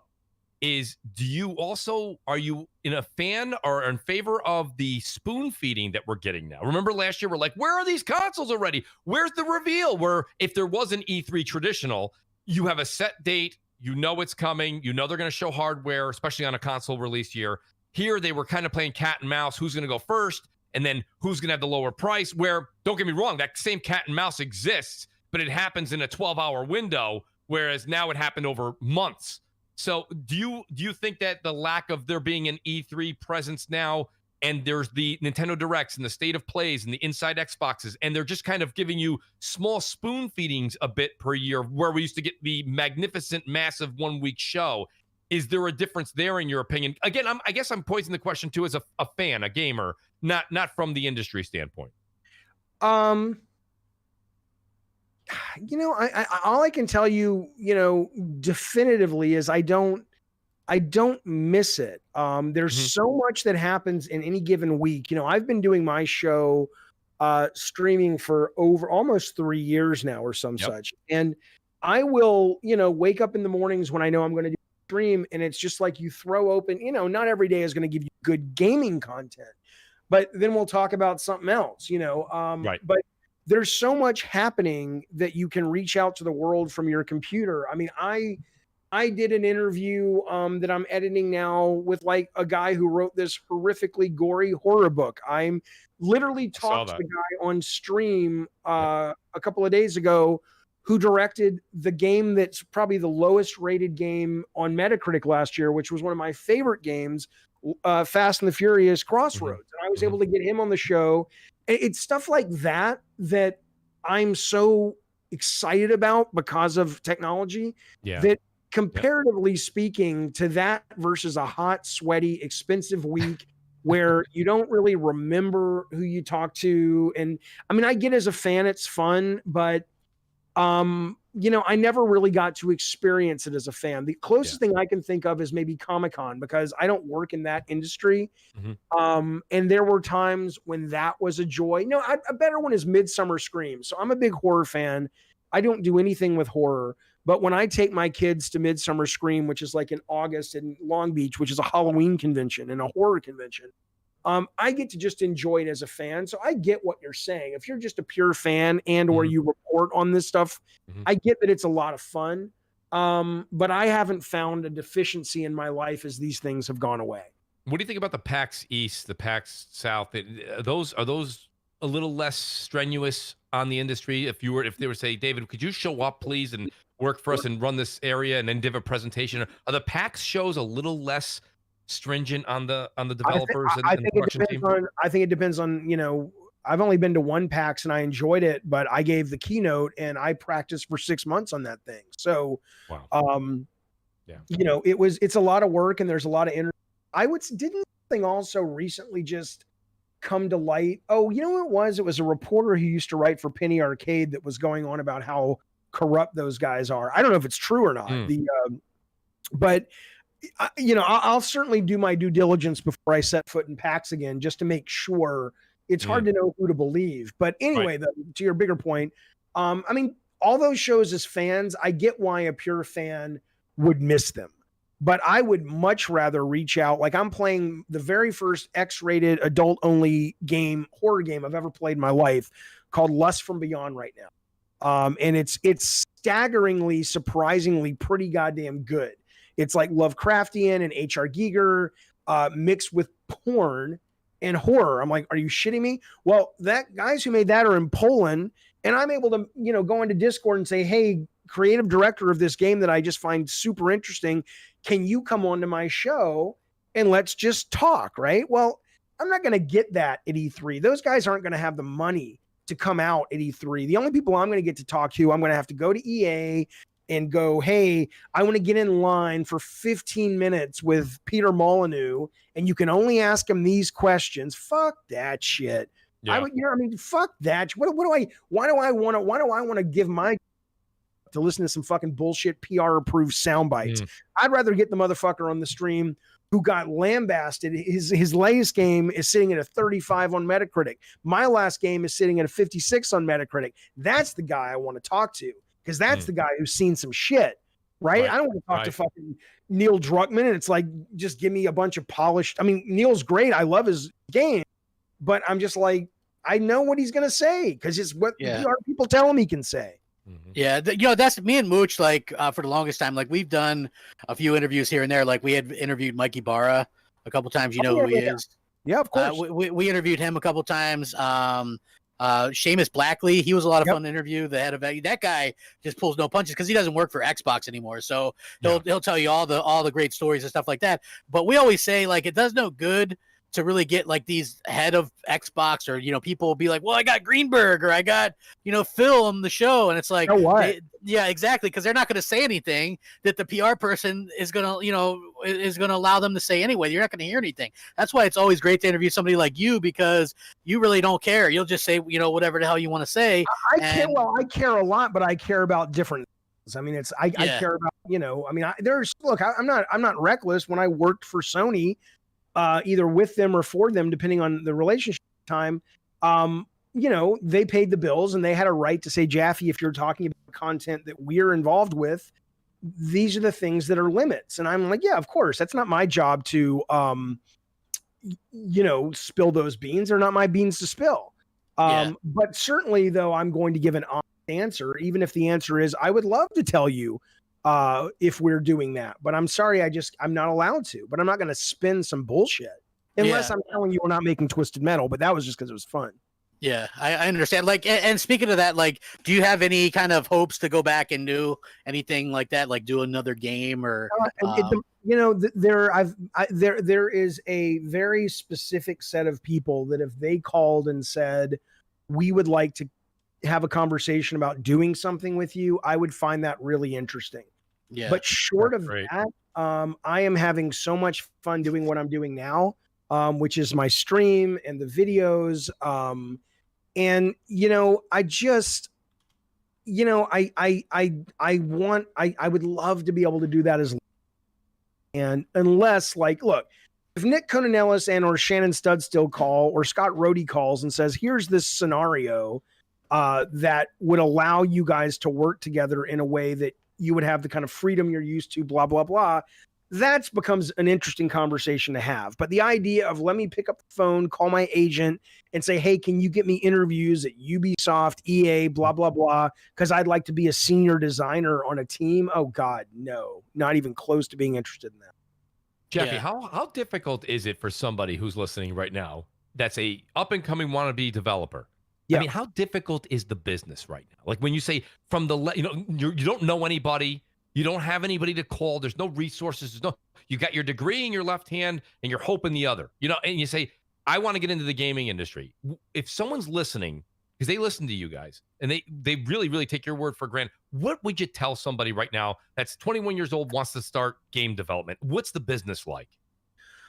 Well, the business is, it's never been a better time, but it's also depends what you're talking about. So here I'm going to tell my actual real answer, but then I'll give you the answer I think the level of nuance that people want. But the real answer is what Jeffrey Katzenberg of DreamWorks and Disney said when he was at USC, when I was a student, where somebody asked him from the audience when he came to speak, and he said, they said, well, how do I get in? How do I get in the industry? And he says, end of the day, if you want in and you're the kind of person that is going to get in, you will find a way in, right? Okay. So that's really what it comes down to. It's mindset, tenacity, willing to fail, willing to learn from your failures. That will get you where you need to be. There was a guy on my stream last night, a member of our community, who's 40, and he says, I want to make games, but I'm too old. And I said, well, look, if you want to go be, a director at Naughty Dog or Sony Santa Monica, you have a very uphill battle to climb, because you're getting into it really late and you have to spend a large amount of time in your 40s just getting up to speed, building relationships and all that.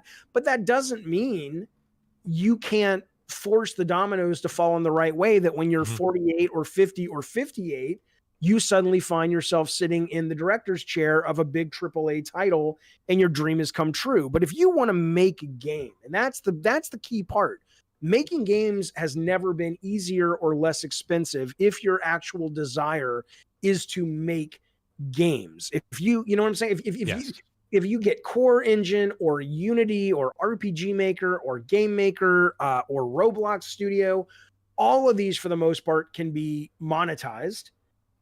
You can make shit tons of money if your job is to eventually sustain your lifestyle that way. But it's going to take you time to learn the craft and to figure out what the audience wants and all that. But if you want to make games, it's not like back in the day where you really had a very limited. Actually, it's not even, because you could still, back in the original day, you could make your own game, put it in a Ziploc bag and take it down, and Xerox the instructions and sell it in the back of a video game magazine. But it's not like in the 90s where if you wanted to make a game for people to play, you pretty much either were making, you had to kind of go with the big boys, not always, but that's kind of the idea. So I would say, man, if you want to do it, there's absolutely no reason not to do it. What I will also say, though, is do it as soon as possible, because it is very different being a fan of games than making games.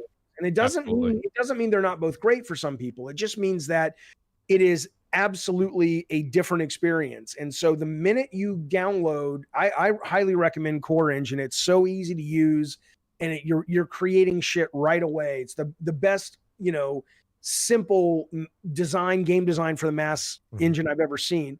And you can get that on PC for free, and you can monetize it. But regardless, though, the minute you do that for a weekend, you're going to start to go, did I look up and I didn't realize the time had passed? Or you're going to go, oh, I don't like this very much. And that's step one. Do that. And then if you're like, no, I really like, when I started doing my stream and I started editing, time would just pass. And I'm like, holy shit, I spent the whole night. It's 5 a.m. and I'm up editing a fucking video that maybe only 300 people are going to watch, but I had a great time doing it, And so I think those options are available, but you got to get on it, because otherwise you're just talking. But How competitive, though, David, when it comes down to it? How competitive is the market? And that's my point. Like when you see so-and-so left this studio for that studio, right? And you say, okay, well, that happens. Right? We notice that every day there's a different developer or a different artist going from one company to another.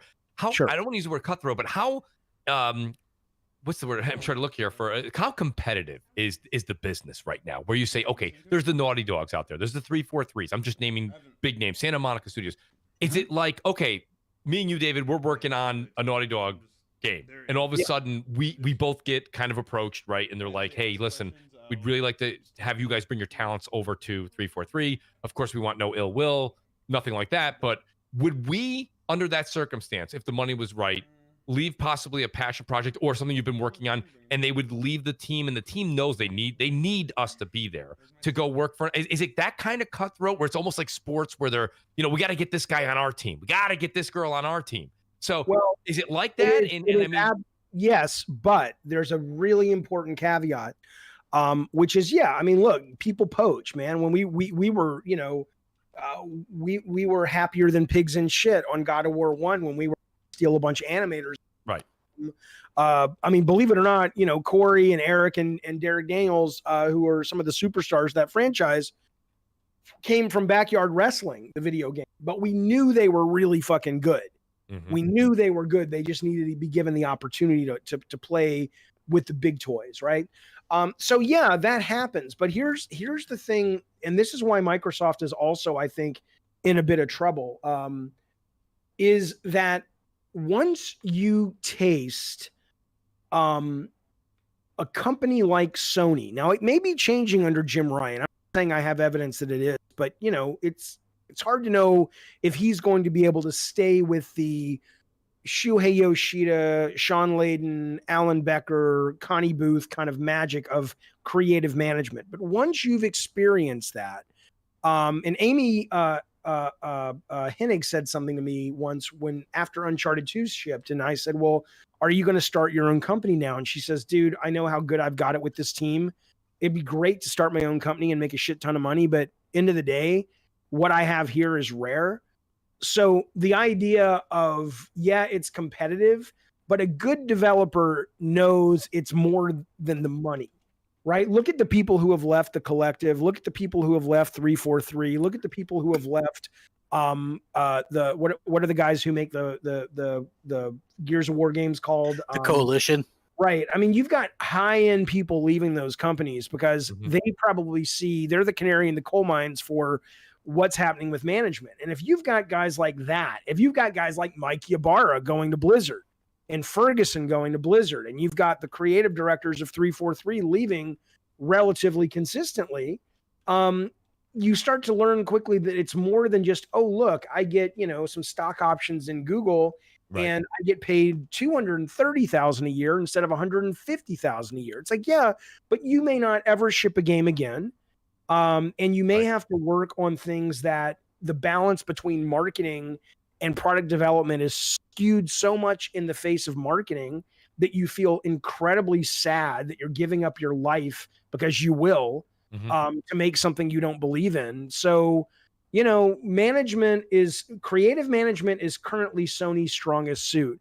And if 343 or Microsoft first party came a knocking to anybody at Sony Santa Monica or Naughty Dog or Sucker Punch, I would just say, hey man, go wherever you want to go. It's a free country and I want you to be happy, but you're a fucking moron right now if you go to a Microsoft first party studio instead of a Sony first party studio because you think the grass is greener.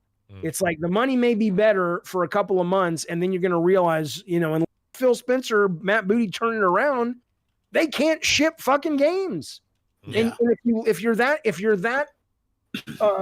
advanced and that important in the industry that you're being offered $200,000-$300,000 to go anywhere, then you care about your profession and you care about shipping games. Why in the fuck would you want to go work right now? Who goes to 343 right now? Yeah, I mean, they've burned their reputation. Yeah. Well, I mean, 6 years working on Halo, you lose multiple heads. Then you have Joseph Staten come in last year after another delay. I mean, we all saw the game. It didn't look very good when they showed it off last year. You know what I mean? So that's a very unfortunate thing. A lot of people don't really talk about your failures, and maybe you wouldn't want to talk about this, but I was just curious because Drawn to Death. I love my failures. Yeah, exactly. See, listen, for me, my channel has been up and down. There used to be a time I'd get thousands of people watching a live stream. We've got less than 300 right now. It ebbs and flows. So right now it's kind of in a rebuilding process. What did you learn from that? And were there any things that you kind of regret about that game or that you would have done differently kind of looking at it now? Well, yeah, I mean, so let me think. I mean, there was a lot I learned about it. Certainly. I mean, there's the surface stuff, which is still very important, is, I took my eye off the ball after God of War, obsessing over what the audience wanted. I was a total whore for the audience with Twisted Metal 2 Black and God of War 1, and it shows. And in that, I became very successful, very well known. I've never been rich. There was this motherfucker on my stream the other day who told me I'm too rich to ask Steam for a refund. And then he goes online and says, "You're worth $5 million." I'm like, I wish you would fucking tell, my bank that, because I'm not. but anyway, so the point though is that, I wish I would have stayed focused on the audience. And it's not that I got arrogant. It's just that I started to go, oh, I know how this works. I know what to do now. And so my energies went to other places versus walking around the studio and pestering producers to have constant play tests, because that's where you really make your game better, is bringing fresh eyes and fresh hands and go, what's good, what's bad, what's working, what's not working, and still making sure you're staying in your vision. So part of it would be, that was a big lesson I learned. Part of it, I think, was I was so desperate to have a company and I was so desperate to have financial success that I knew a better game for Drawn to Death that I could make was probably the narrative story-based game. But the best deal we could get, and it didn't just mean money, but it also meant working with Sony, which is the best publisher I've ever heard about, let alone worked with, was they really wanted a free-to-play multiplayer game. It's like, you know what? I can do that. But I really couldn't do that because I don't play a lot of games. I don't like, my whole angle was, this is a competitive multiplayer gamer who don't like competitive multiplayer games. It's like, well, that's great, Jaffe, but there's not many of those people out there, right? So I learned that, but the biggest thing I learned was probably, if I'm done in that industry in that way, I'm good. I'm good with it. Like, I expected to leave Bartlett Jones when we shut it down. I did a tweet the other day because, Facebook is want to send you your memories. So the other day they sent me a memory of the last picture I took at Bartlett Jones. And I remember writing, the caption was something the other day was like, I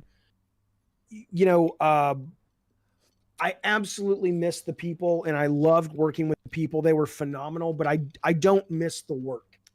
I love what I'm doing right now. And I think without that failure, and again, it's not, you think your numbers, 231, I'd pray if 231, 270, 280 was my average. Yeah. And I'm probably like you. I look at the stats and go, what am I doing wrong? I ask people, how do I make it better? But end of the day though, even though I'm really not, a big success in this field, I'm having a great deal of fun. And I'm kind of going, look, man, I don't know if I'll ever be able to make a full-time go at it, but it's a goddamn barrel of fucking monkeys, and I would have never done it if I failed Jaffe, I just have to say something because I could tell you genuinely have fun when you stream and you like to joke around, and it's like, and that's the most important part, is just have fun with it, because that's what I do. Like, I have fun with the console wars. Like, a lot of people think I'm super serious about it. I have fun with it, right? Like, I go play the games that I want to play. Like, I was a big Xbox fan. They had games I wanted. I'll play on PlayStation. I'll play on a Switch. I have all that. It doesn't matter to me. It's just the games are the most important thing to me. As for like success on a channel or whatever, I've had ups and downs. I've been doing this since like 2013. And originally I just did little cheesy reviews, right? Like, I used to run a gaming clan for a competitive multiplayer clan, and most of them were younger people and they didn't have a lot of money. They could only buy a couple games a year. And I, being as an adult already, buy pretty much any game that comes out. So they would go, can you review some games? So originally I started reviewing these games for people in my clan. I had about 150 people in it, and that was it. Then I did one video in 2013 about how I was excited and I was going to buy an Xbox One instead of a PS4 because I could only afford one. And it was based on the games. Killer Instinct was something that I'd loved since I was a kid.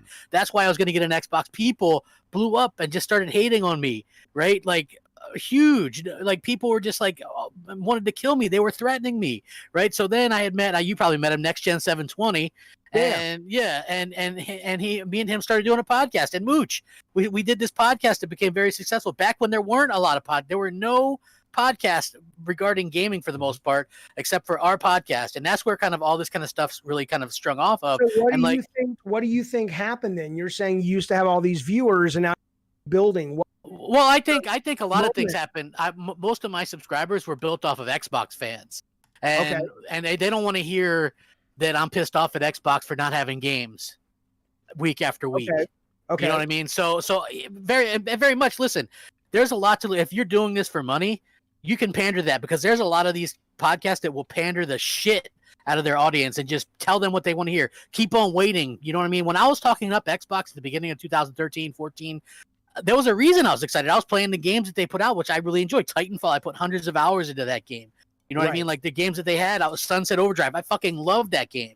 One of my favorite games. You know, they had games that Sony didn't really have them. So I was very much being myself and being honest about why I liked Xbox. Then as it kind of went on and they went 4 or 5 years without announcing anything new, and I started seeing Phil Spencer would contradict himself one year from the other. Like he would say, we've got the best E3 ever planned with more AAA announcements and this, and there would be shit. And then, okay, I'd swallow that up. Back onto the next thing. Let's wait till E3. That's a running gag is Xbox fans, wait till E3. Wait till E3. Wait till E3. And then finally, 2019, me and Mooch are on the air live. I was giving them, I said, you know what, if they don't knock it out of the park this time, I don't know what I'll do. We're live on the air. They did their E3. Most underwhelming shit I've ever seen. I almost cried on air. I'm like, this is like the worst thing ever. People just didn't like it. There's other people to go to now that'll talk about nonstop how great Xbox is and how but continue to wait. I'm like, listen, as a consumer, I bought an Xbox One X for $550 in 2017 based on their promises of exclusives. 3 years later, I bought another goddamn $550 box based on, you know what I'm saying? But I do content, so that's why I bought it. But it's like, if I did, you know what I'm saying? But it's like, so over $1,100 in 3 years spent, and they only delivered 3 AAA titles the entire life cycle of the last box, and so far 0 for this new box. So I'm pissed off, and people don't like that. They want to be spoon-fed something else. If I was all of a sudden Xbox is the best box, which is what I used to say, you know, and I was like the pony destroyer and all this kind of stuff. It's just jokes, really. But it was like, you know, that's what people liked. And now that I don't do that, it's like obviously not going to be like as big or whatever. You know, people are like, you should have stuck it out with Xbox because you'd be huge right now, crap. And I'm like, listen, to be quite honest with you, Jaffe, it tore my fucking insides up doing like, you know what I mean? Like people would buy an Xbox because of me, a lot of people. And that really would kind of haunt me. I'm not built for that. Like, I'm sorry. I apologize to the people that actually did that because there was shit all, and I was buying into Phil Spencer stuff. So yeah, there's a way to do this stuff, but there's also a way like not to maybe take it as serious and maybe just like, and that's what I do now. My wife tells me, well, don't worry about the views or anything like that. Make sure you're having fucking fun with what you're doing. And as long as you're having fun, then just do it for that. You know what I mean? So that's what I kind of do now for it. And, you know, I have fun with it. I don't really care about any of the other stuff, but I'm not going to sit there and just make people feel good about the purchase that they made if I don't agree with it. You know, that's just how and as far as PlayStation fans, it's like, it's easier to get an Xbox audience because they're looking for validation. PlayStation fans don't seem to give a fuck one way or the other. You know what I mean? I mean, there's some bigger PlayStation channels, but for the most part, you know, they're good. You know, Xbox fans are the ones that will go week in, week out to these channels and, you know, please, you know, validate my purchase. Tell me that Phil Spencer's great. Tell me that the games are coming. 23 studios and, you know what I mean? Like, seriously, this is how nobody talks about this stuff, but this is how it goes out there. I make fun of it because it's like I just, you know, I have a therapist coming on my show. I think it's in a month. It's sometime in April. And she is going to talk with me about the psychology of fanboys because I don't understand what you're saying. Like, I hear you. I understand the words that are coming out of your mouth and such, but I don't understand why anybody over the age of 12 gives a good goddamn about having a purchase validated. It's like, what is the matter with you? Are you broken somewhere? And if you are, I respect and I'm sympathetic. But your money should be going to therapy. It shouldn't be going to Phil Spencer because it's a fucking box, man. Yeah. And hey, listen, I'm just telling you, and most people, they won't talk about it. You know what I mean? Like for me, like Mooch is probably like, damn it, crap, what are you doing? But listen, for me personally, like that's just how I feel about this stuff. It's like there's all these unspoken truths out there that people out there, and I'm like, hell, at least when I was this Xbox fanboy or whatever, I had a damn reason to be excited because I had these games. Nowadays, you got people that are just out there pretending to be excited for, you know, who the hell knows, just because the paycheck, man. And I tell you what, some of these people are making $6,000-$8,000 a month, you know, just talking positive about Xbox. And, you know, and people go, well, you know, and they believe the shit that they're shoveling. So much so that it just blows my mind, and that part can be a little bit frustrating. But then I go back in my own little world, and I kind of like to be left alone. I have fun on Twitter, like you probably noticed. I'll just rile people up. I'll be like, "Hey, it's been 552 days," and that'll get them riled, and I have fun with that shit. You know what I mean? But it's like for the most part, I just kind of somebody to make one of those signs for you, like there hasn't been an accident in 100 and exactly. Hey, well, I'll tell you something, Jaffe. Listen, back when I was a big old Xbox fanboy, Yoshida and somebody from Sony said 1080p makes you a better gamer, right? Because at the time PS4 had 1080p games, Xbox could only do 720, 900p or whatever. That was a big deal to a lot of people. So when the Xbox One X came out, I made this shirt that said 4K makes you a better gamer. Hell, if I didn't sell a shit ton of those and people were wearing them to E3 and stuff, they take it super serious, I'm just telling you, if you catch on to something, like people will gravitate towards that thing. And it's like, I was having fun with it, but people really just want you to blindly, like as far as me, they want me to blindly just be like, Xbox is the greatest and Phil Spencer. You really kick a hornet's nest if you if you try to engage seriously, and I'm okay with that. Like I only have fun with this because I really value genuine discourse and being honest, right? And so that's part of what makes it fun for me. And so, but I hear you, like it is so easy to get the kudos and likes if you validate. Like there was this game the other day that I played that I was convinced was a troll game. And I'm still partially convinced it's a fucking troll game. And all of these guys came out of the woodwork attacking me over me basically saying, yeah, I don't really get this game and I think it's a troll game, blah, blah, blah. And it would have been the easiest. I mean, I could go tonight and say, oh my God, you guys are so right. I finally spent more time with Cruelty Squad. Holy shit. I am sorry. You guys are right. I was wrong. I've bought 3 copies. I'm giving 3 of them away on my next stream because you guys showed me the light. And I would probably pick up 50 new paying members to my channel. But it wouldn't be honest. And I just have more value in honesty. Exactly. Now here's the thing too, right? Like now people like Xbox fans in particular, they supported me back when I originally, for the most part, like I had a big flub with Phil Spencer. Okay. So back in 2016, there was this game called Quantum Break, and they marketed this thing as an Xbox exclusive for 3 years plus at that time. Then 3 weeks prior to launch, they go, it's coming to PC too. At that time, I knew people, including I had a brother who were PC only gamers, bought Xbox Ones leading up to that to play that game. And I told Phil Spencer on Twitter, I thought it was wrong that an anti-consumer, that he announced that 3 weeks prior to launch and that I canceled my pre-order. Okay, so he comes back with, you cancel the pre-order because other people on Windows get to play the game. Made me look like an asshole, right? Like, to be clear, there's 10 other interactions that me and him had leading up to that where I explained myself better. And later on, he did email me and apologize, and, we talked it out. But that's always there. People still bring that up from 2016, this screenshot of of him saying you canceled the pre-order because of that. And it's like, at the time, a lot of Xbox fans, they were like, oh, well, I understand what you're saying. Makes the Xbox less special. You market something for 3+ years and then to do it 3 weeks prior, they really had my back. Now they shove it up my ass. You know what I mean? They like, I can't win. It's like they want you to, they love it 1 second and then hate you the next second. So, for me personally, I just think that it's like such an ebb and flow type of situation. And I admire like what you're doing, because you went from kind of, and I asked you on Twitter, I was like, how's it gone from being like a developer and now you're in there and you're out there kind of with the people, and it's fun. Like I always say, I don't care if I got 5 people watching me, if they're enjoying it and stuff like that, or they're fans, I really am respectful and appreciative of that. And, I see that with you doing that, what you do with your streams, and you have fun with it. And I just want to say that I think that's awesome. So. I think also too that, Jaffe, you doing what you were saying a second ago, and you're like, now that I'm doing this, it's hard for me almost, like you said, if the right phone call comes in, you're all about it. But if it's just a matter of going back and recruiting a team, do you see yourself going back into that world, or you say, hell no, man, I'm going to build this and keep going from where I am right now? No, no. I just, or to quote the woman in Get Out, no. No. I just, yet. No, I mean, I can't fathom unless it's the right situation. Not, I've burned so many bridges doing this stream, which I think is some ways, intentional at a subconscious level.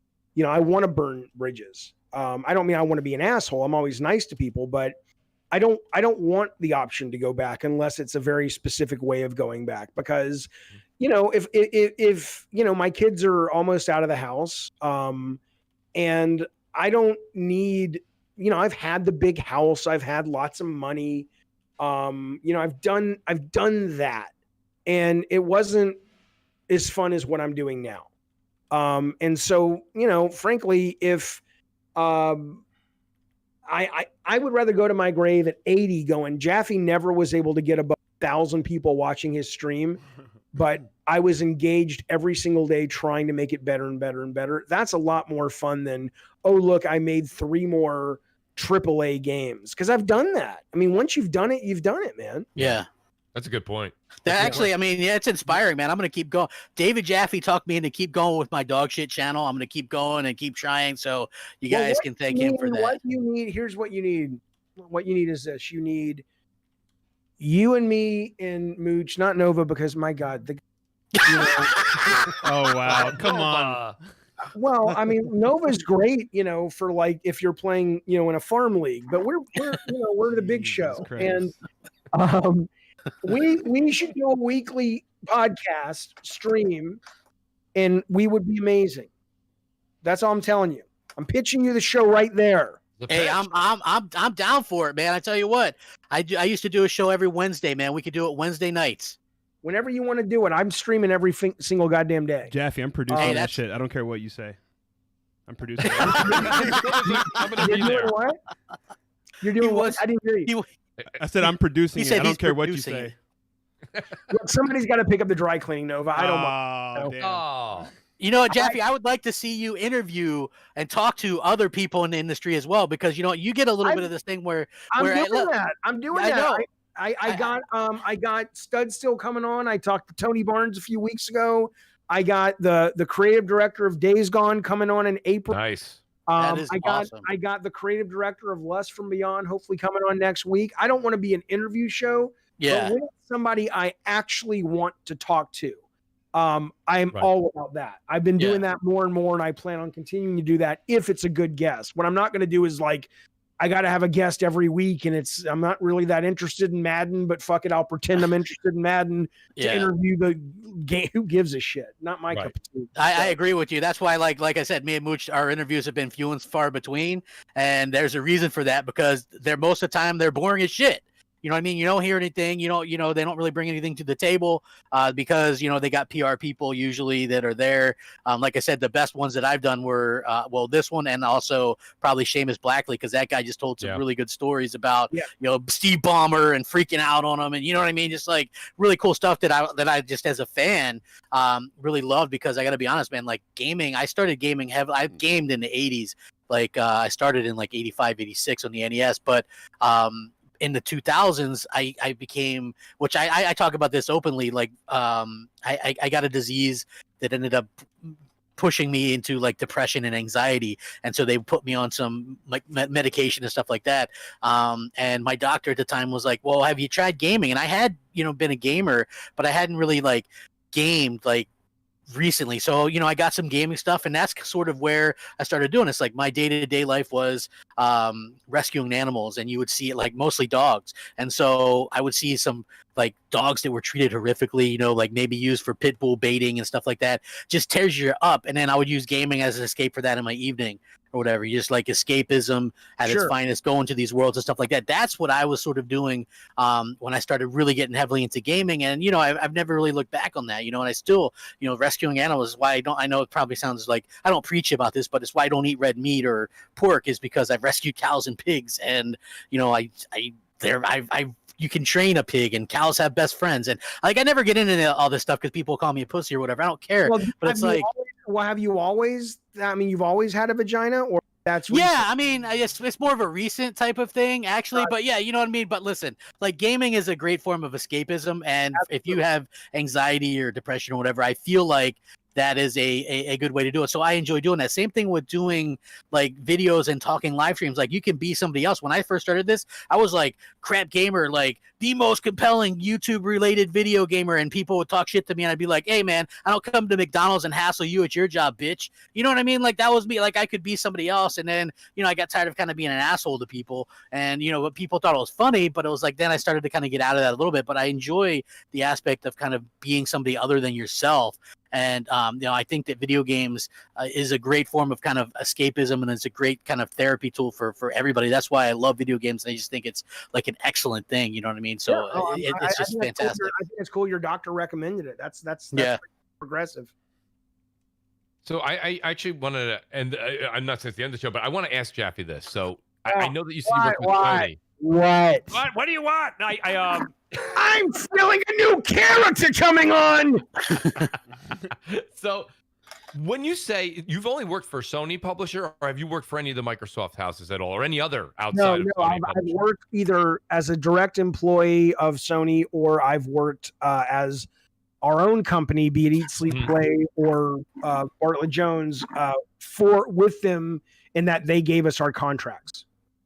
Okay, so now that's great, because I want to hear your input on this. What do you think is, from the time at least, from inception of you entering the gaming space, would you say is the best leader that Xbox has had in their possession and the best leader that Sony's had in their possession?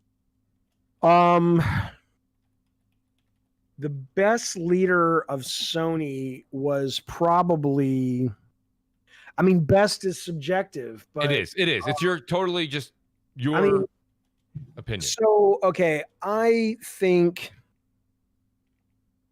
I think Shuhei Yoshida, Scott Rhodey, Alan Becker, Shannon Studstill, Connie Booth, that little quad there. I think it's quad.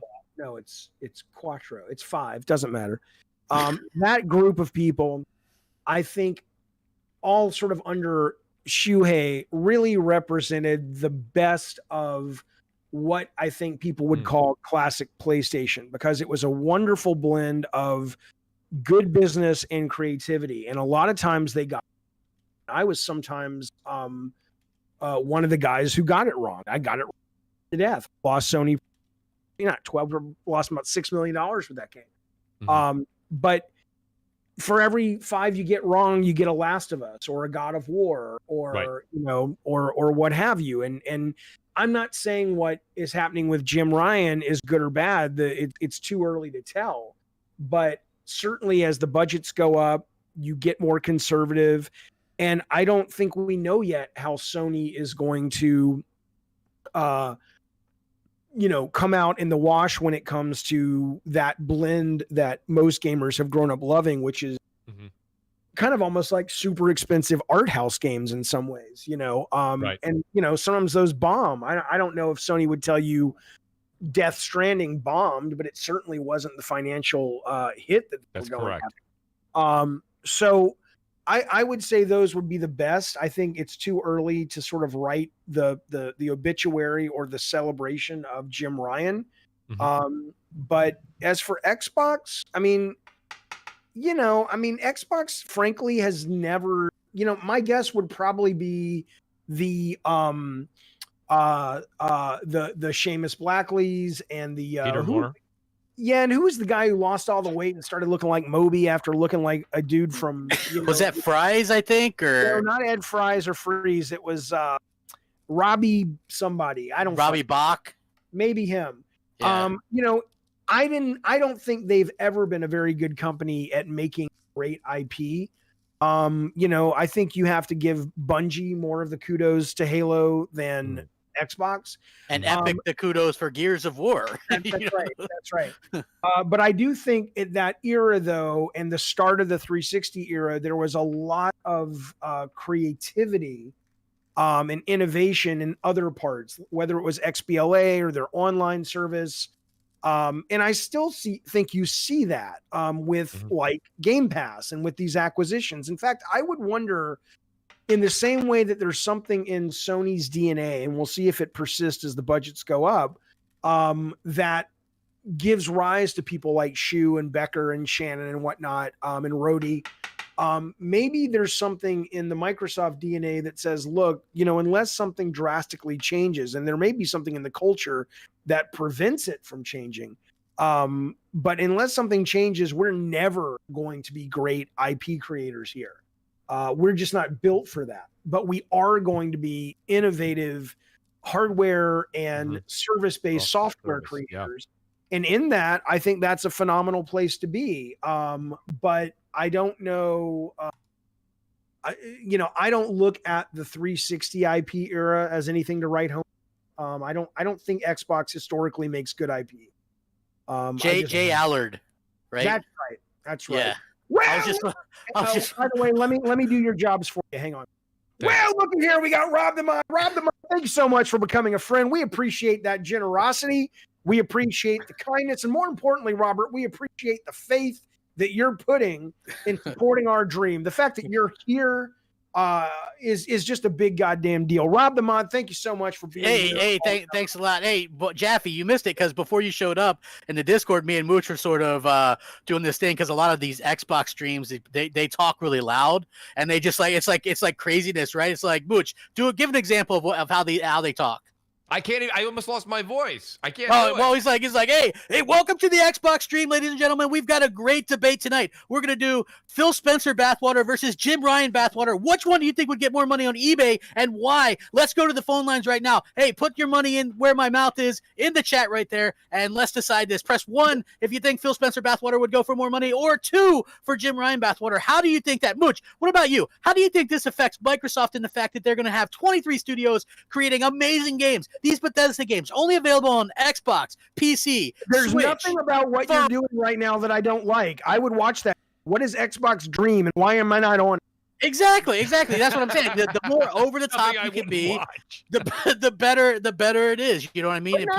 Not over the top. I'm always genuine. Like Rob the Mod, I would say something like this. I would say, it's your channel, but I would say, Jesus Christ, Rob the Mod, with a face like that, I don't know how anybody hired you and thus how you have money to subscribe. But the fact that you do means that you love what we create here. I'm just kidding. I'm just making fun of Rob the Mod. He's the mod over. How about the Rob the Mod?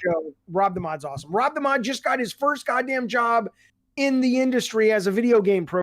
Think about that. Everybody in the chat, give Rob the Mod an emote celebrating. Yes. This young man has worked his ass off over the last 2 years learning Unity, learning Unreal, while you jackasses sit on your buttholes and you say things like, I'm going to be a video game maker.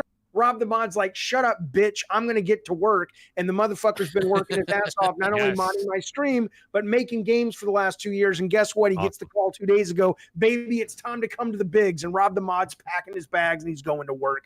That's awesome. Congrats, Rob the Mod. Thank you very much for joining us. I promised Mooch and everybody that we'd get out of here at 9 Eastern on time, and we really appreciate it. We're still going to do M&C this Sunday on Mooch's channel as well. Make sure you guys all hit the like button. Make sure you guys go check out David Jaffe as well. You guys can follow him on Twitter. He does streams. He does all kinds of cool shit. You guys want to check that out and make sure that David Scott Jaffe. Yeah, not the fake one. F out there. And you'll find all the links over on Twitter. We're going to go streaming tonight. Either we're streaming Lust from Beyond or Last of Us Part 2. And tomorrow's a normal Gabbing and Games. And this weekend, I got to let you know real quick, we're doing members-only movie night this weekend. We take pot, or I take edibles, and we watch horror movies, and it's great. We're doing that this weekend. So come on by, check out the place, kick the tires, see if you want to join us. And if not, who gives a fuck? Come by. It's free. It's free anyway. So we appreciate you, Jaffe. Mooch, you got anything to close with? No, buddy, that's great. I'll be honest with you, after this show, I'm going to grab something to eat, and then I'm going to listen to Jaffe for tonight. That's going to be a great stream.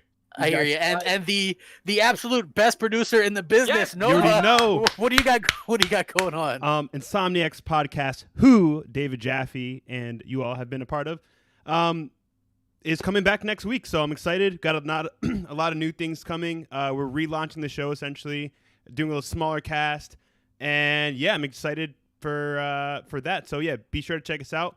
YouTube.com/Nova Insomniac every Thursday at 7 p.m. Eastern. Absolutely, and we appreciate you guys. We'll catch you later. Thanks for watching Crossfire on Friday as well. We'll catch you later. Take us out, Nova.